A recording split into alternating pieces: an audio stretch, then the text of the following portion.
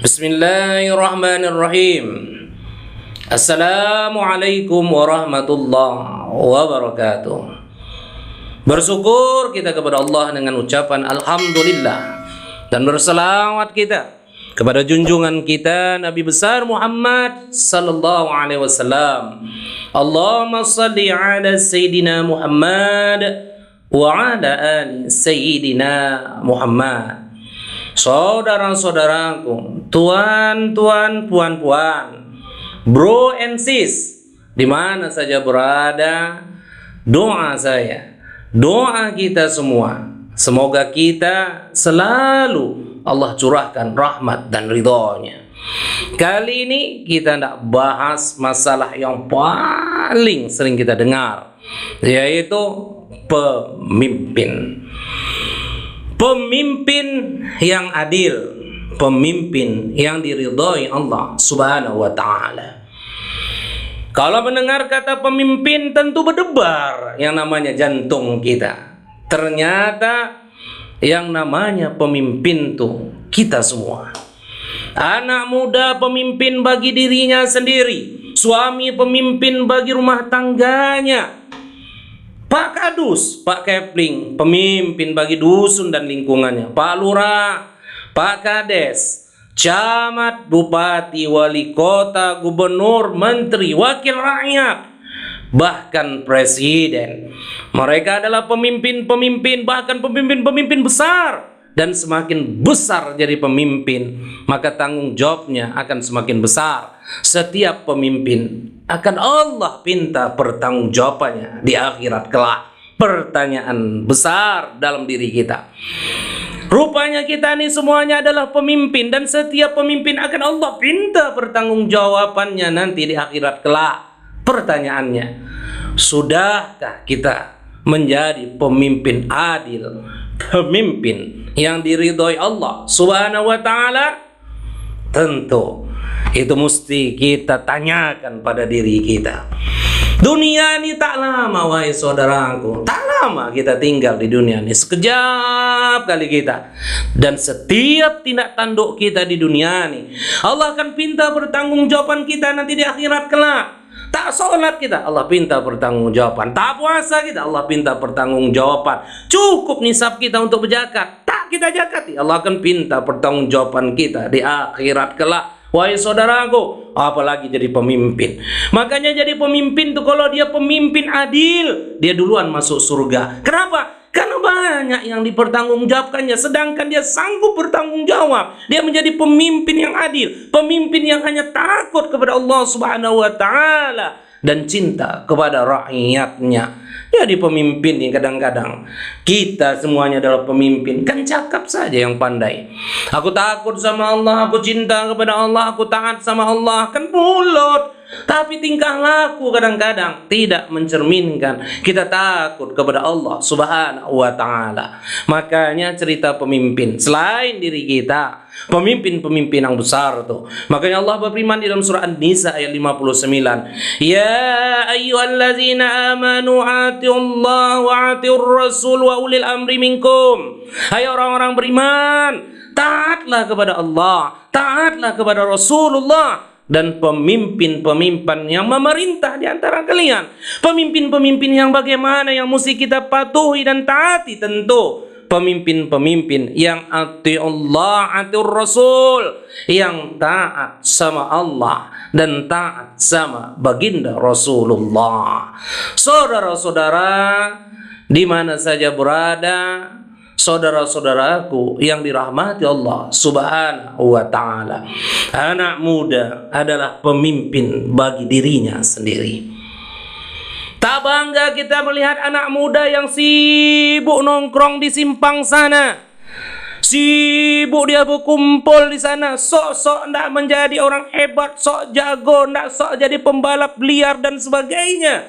Tak bangga kita, tapi bangga kita yang melihat anak muda kita yang sibuknya ngumpul sama orang tuanya, ngumpul sama orang-orang tuh, berjamaah dia di masjid tuh, di surau, di langgar tuh. Tak bangga kita melihat anak muda kita yang memegang mikrofon. Ini mikrofon ya, apa yang digunakan yang megang nih? Kenapa kita tak bangga? Sibuk dia ke klub-klub malam sana, sibuk dia kuru-kuru yang di tempat tak betul-betul tuh, duduk sama perempuan-perempuan seksi-seksi yang mengarahnya ke zina. Tapi bangga kita melihat anak muda kita yang sibuk megang mikrofon. Apa kerjanya? Azan 5 waktu di masjid. Apa kerjanya? Membaca Al-Quran, diperingatin hari-hari besar umat Islam. Apa kerjanya? Menjadi protokol, menjadi apa saja yang dinilai baik di dalam agama ini. Tak bangga kita melihat anak muda kita sibuk buka buku porno, sibuk megang handphone Android tuh. Apa kerjanya? Nonton film YouTube porno. Tapi bangga kita yang melihat anak muda kita sibuk buka Al-Quran, sibuk buka buku agama, YouTube yang ditonton, ceramah-ceramah ustadz-ustadz yang baik, yang kondang, yang menambah ketakwaannya kepada Allah Subhanahu wa taala. Anak muda yang macam nih, usahakan orang tuanya yang bangga, usahakan keluarganya yang bangga, usahakan kampungnya yang bangga. Allah Ta'ala pun bangga sama anak muda yang macam ni.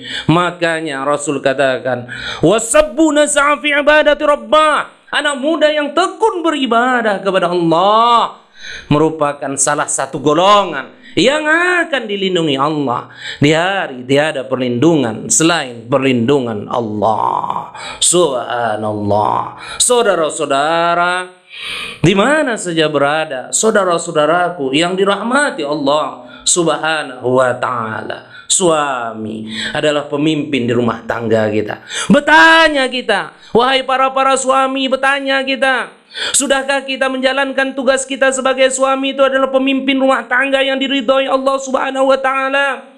Sudahkah kita menjadi suami yang diridhoi Allah Subhanahu wa ta'ala? Sudahkah kita menyuruh anak istri kita untuk mengerjakan salat? Wa'mur ahlaka bis-salati wastabir 'alaiha. Sudahkah kita menyuruh anak istri kita keluar rumah itu untuk menutup auratnya? Sudahkah kita menyuruh anak istri kita itu untuk menjaga akhlaknya? Kalau suami yang betul-betul yang macam ni, maka masuk dia golongan suami pemimpin rumah tangga yang diridhoi Allah Subhanahu wa ta'ala.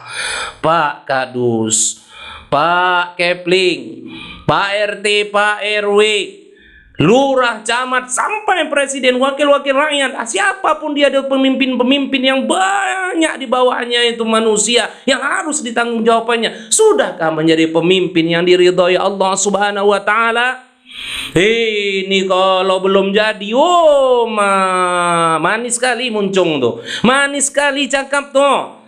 Tak pernah orang senyum dia senyum duluan, tak pernah orang nyapa dia nyapa duluan, ramah, baik. Kenapa? Karena ada maksudnya, ada niatnya. Apa niatnya? Tidak jadi pemimpin, tidak jadi orang-orang hebat ke depannya, memimpin. Begitu ramah dan luar biasanya, asal cakap, semua atas nama rakyat, semua untuk rakyat, semua atas rakyat, semua untuk rakyat. Tapi begitu jabatan itu didapatnya, amanah itu didapatnya, tak tahu lagi dia yang namanya rakyat. Lupa ya, kebanyakan yang macam nih, Jadi pemimpin, dia tidak takut kepada Allah, dia tidak cinta kepada rakyatnya, maka pemimpin yang macam ni berarti pemimpin yang zalim. Asyaddu nasi azab yaumal qiyamah imamun zair. Pemimpin-pemimpin yang zalim, siksaannya sangat pedih nanti di hari kiamat. Wahai saudara-saudaraku, wahai Pak Lurah, wahai Pak Kades, wahai Pak Kepling, Pak Kadus, wakil-wakil rakyat, pemimpin-pemimpin kami, para menteri, bahkan para presiden, ingatlah, kalau kalian zalim kepada rakyat kalian, apa kata Rasulullah sallallahu alaihi wasallam? Salasatu la yukallimuhumullahu yaumal qiyamah. Ada 3 golongan nanti di hari kiamat, Allah tak mau nyakapinya. Wala yuzakihim, Allah tak tak mau melihatnya. Wala yanzuru ilaihim, Allah tak mau mengurangi dosanya. Walahum azabun alim, Allah sediakan tempat untuk menyiksanya. Dan dari tiga itu salah satunya wa malikun kejab, pemimpin yang mendustai rakyatnya, pemimpin yang tidak amanah, pemimpin yang tidak takut kepada Allah dan cinta kepada rakyatnya. Tapi kalau jadi pemimpin tuh betul-betul takut kepada Allah, adil sesuai cakap hati dan tingkah lakunya. Apa yang diikutinya semua yang dibuat Rasulullah, yang dibuat oleh Rasulullah, yang diperintahkan oleh Rasulullah dikerjakannya. Jadi dia pemimpin yang betul-betul diridhai Allah. Sab'atu yujlihimullahu jilla yauma la ilaha illa jilluh. Ada 7 golongan yang dilindungi Allah di hari tiada perlindungan selain perlindungan Allah. Dan yang pertama kali dilindungi Allah adalah imamun adil, pemimpin yang adil. Wahai saudara-saudara, rahmati Allah subhanahu wa ta'ala, Umar Abdul Aziz adalah khalifah setelah Khulafaur Rasyidin dan beberapa khalifah yang lainnya. Cerita jadi pemimpin ini boleh kita ngepen sama si Polan, boleh. Sama tokoh-tokoh internasional tuh, pemimpin-pemimpin hebat tuh, boleh. Tapi suri tauladan kita menjadi pemimpin hanya baginda Rasulullah sallallahu alaihi wasallam. Laqad kana lakum bi Rasulillahi uswatun hasanah. Hanya Rasulullah contoh suri tauladan sempurna untuk menjadi apapun, termasuk kita menjadi pemimpin. Abu Bakar As-Siddiq, Umar bin Khattab, Utsman bin Affan, Ali bin Abi Thalib begitu luar biasa menjadi khulafaur rasyidin, begitu luar biasa menjadi amirul mukminin, karena mereka antiullah wa rasul dan akhlak mereka akhlak baginda Rasulullah sallallahu alaihi wasallam. Innama bu'istu li utammima makarimal akhlak. Tak aku diutus ke dunia ini, kata Rasul, melainkan menyempurnakan akhlak manusia. Tapi setelah itu Islam agak menurun kejayaannya, wahai saudaraku. Tapi pada tahun 717 Masehi sampai 720 Masehi memerintah seorang khalifah yang luar biasa yang kita sebutkan di awal tadi, bernama Khalifah Umar Abdul Aziz. Tak sampai 3 tahun menjadi khalifah, Islam berkembang luar biasa. Tak sampai 3 tahun menjadi Amirul Mukmin, Islam merambah daratan Eropa dan Afrika. 3 tahun, saudaraku. Ini jadi presiden 5 tahun, tak selesai. Jadi gubernur 5 tahun, tak selesai. Jadi bupati, tak selesai. Jadi kades 6 tahun, tak selesai. Umar ngurus dunia, Islam seluruh dunia, tak sampai 3 tahun. Begitu luar biasa. Macam mana cara pemimpinnya? Hati Allah wa Rasul. Macam mana akhlaknya? Akhlak baginda Rasulullah. Suatu saat Khalifah Umar Abdul Aziz lagi bekerja di atas mejanya. Dia lagi nulis di atas mejanya. Tiba-tiba ada tamu datang ke rumahnya. Toknya pintu. Assalamualaikum. Waalaikumsalam. Siapa? Saya tuan. Oh, saudara. Masuk saudara.